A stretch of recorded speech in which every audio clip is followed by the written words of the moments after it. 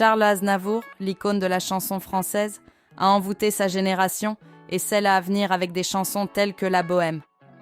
Il fait partie des rares artistes dont l'œuvre traversera les âges.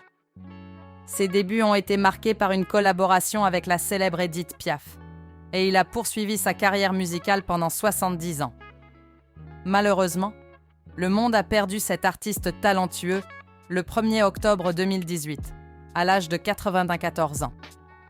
Cependant, il est décédé avec la satisfaction d'une carrière exceptionnelle, comme il l'avait exprimé dans une interview au Journal du Dimanche avant sa disparition.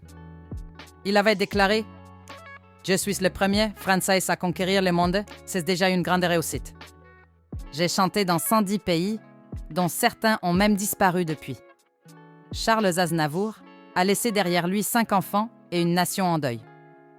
Son fils Misha se souvient de lui avec tendresse lors d'une interview sur RTL. Il partage l'anecdote que son père avait l'habitude de répondre par « bonne nuit » lorsque quelqu'un lui souhaitait une bonne nuit depuis l'âge de 60 ans, tout en ajoutant « oui, à demain si je suis encore là, si je me réveille ». Pour Misha, son père reste présent d'une manière particulière, car il a la sensation que Charles Aznavour lui rend visite dans ses rêves.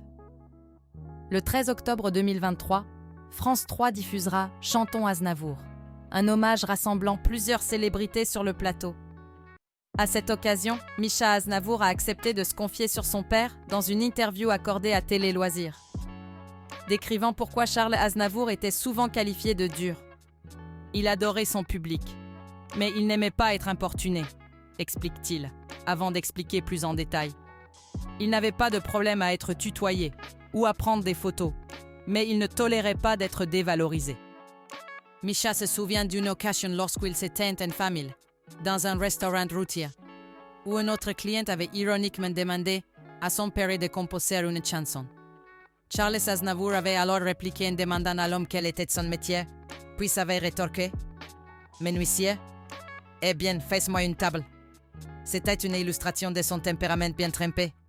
En fin de compte, Charles Aznavour était un homme qui savait ce qu'il voulait et qui n'hésitait pas à défendre sa position, que ce soit sur scène ou dans la vie de tous les jours.